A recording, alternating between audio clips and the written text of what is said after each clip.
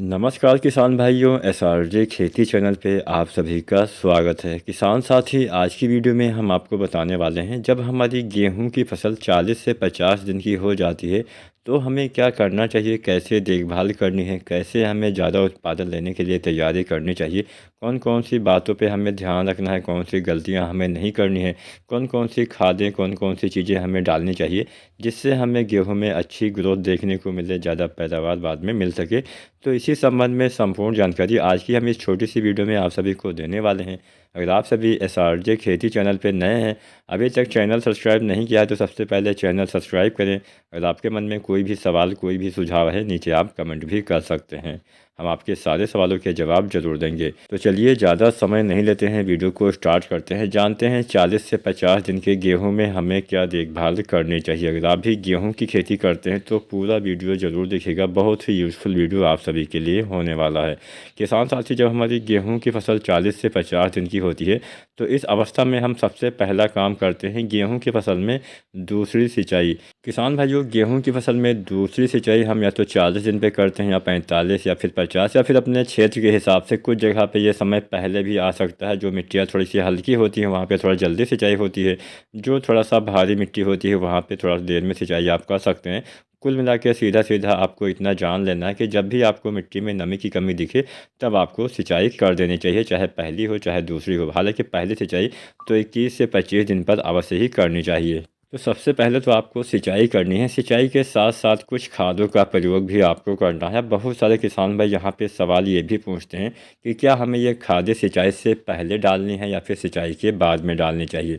मेरे हिसाब से खादों का प्रयोग आपको सिंचाई के बाद ही करना चाहिए। फिर भी अगर आप चाहते हैं तो अगर आपकी मिट्टी थोड़ा भारी मिट्टी है तो वहाँ पर आप पहले जो है वो ये खादें डाल सकते हैं। तो इस अवस्था में हमें दो खादों का इस्तेमाल करना होता है। सबसे पहला खाद हम डालते हैं यूरिया। यूरिया की आखिरी खुराक हम दूसरे पानी पे हमें डाल देना चाहिए। यहाँ तक कि यूरिया की जो समस्त मात्रा हमें देनी होती है वो 50 दिन के अंदर, 50 से 55 दिन के अंदर ही आपको डाल देना चाहिए। बहुत देर में डालेंगे तो उतना अच्छे से लाभ नहीं मिलेगा। संपूर्ण जो मात्रा हम डालते हैं लगभग 102 से 103 किलोग्राम आपको अपने गेहूँ की संपूर्ण फसल अवधि में यूरिया देनी होती है। तो यूरिया हम 3 भागों में बांट के देते हैं। पहली बार हमें बुआई के समय 25 केजी यूरिया डालनी चाहिए। दोबारा से हमें पहले पानी पे लगभग 40 किलोग्राम यूरिया डालनी चाहिए, और उसके बाद में हम दूसरे पानी पे फिर से 40 केजी यूरिया डालते हैं। इतनी मात्रा पर्याप्त रहती है। अगर आप इस समय डाल देते हैं अच्छा लाभ आपको देखने को मिल जाएगा। तो पहली खाद आपको डालनी है यूरिया। दूसरी खाद आपको डालना है पोटास। पोटास का प्रयोग भी आपको करना चाहिए। बहुत सारे किसान भाई गलती ये करते हैं कि अपने गेहूँ में वो पोटास का इस्तेमाल नहीं करते हैं। मैं ज़्यादातर देखता हूँ जो गाँव वाले किसान भाई हैं, जो मतलब बहुत पिछड़े वाले क्षेत्र के किसान भाई हैं, जिनको अच्छे से नॉलेज नहीं है, वो क्या करते हैं कि केवल यूरिया खाद डालते हैं या फिर डीएपी वगैरह डालते हैं। बाकी उन्हें खादें पता ही नहीं होती हैं कि हमें क्या देना है क्या नहीं देना है। तो पोटास की पूर्ति के बिना कभी भी आपको अच्छा और ज़्यादा उत्पादन नहीं मिल पाएगा। पोटास से क्या होता है, पोटास के तो वैसे बहुत सारे कार्य होते हैं। पोटास तने को मजबूत करता है। पोटास आपके पौधे में रोग प्रतिरोधक क्षमता में विकास करता है।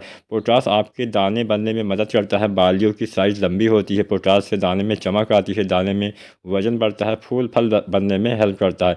तो पोटास क्या करेगा, आपकी जो बालियाँ निकलती हैं बालियों की साइज़ में वृद्धि कर देता है।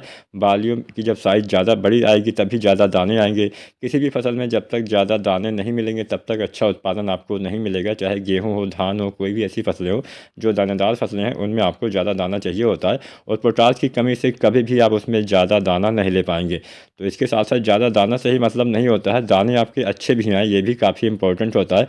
कई बार क्या होता है कि दाने तो ज़्यादा आते हैं, दाने हमारे कमज़ोर रह जाते हैं, पिचके रह जाते हैं, जिससे उत्पादन नहीं मिल पाता है। तो पोटास भी आपको इस समय देना चाहिए।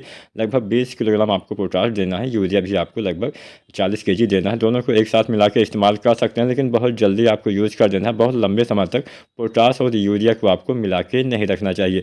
वैसे पोटास की आपको अपने संपूर्ण फसल अवधि में 40 से 45 केजी मात्रा का इस्तेमाल करना होता है, और यहाँ पे 25 केजी आपको बुआई के समय डाल देना चाहिए। मान लीजिए बुआई के समय आप नहीं डाल पाए हैं तो पहले पानी पे भी आप 25 केजी मात्रा तक डाल सकते हैं। उसके बाद में फिर से आपको दूसरे पानी पे लगभग 20 केजी मात्रा डाल देनी है, या फिर गबोड़ अवस्था से पहले, बाली आने से पहले आपको डाल देनी है। इतनी मात्रा पर्याप्त होती है। तो अगर आप ऐसा करते हैं 40 से 50 दिन पे पहली सिंचाई दूसरी सिंचाई कर देते हैं, साथ में यूरिया और पोटाश डाल देते हैं, अच्छा लाभ देखने को मिलेगा। अच्छे लंबी बालियाँ आएंगी, ज़्यादा उत्पादन आपको देखने को मिल जाएगा। वीडियो पसंद आई हो लाइक करना, कोई सवाल कोई सुझाव हो नीचे कमेंट करना मत भूलिएगा। धन्यवाद।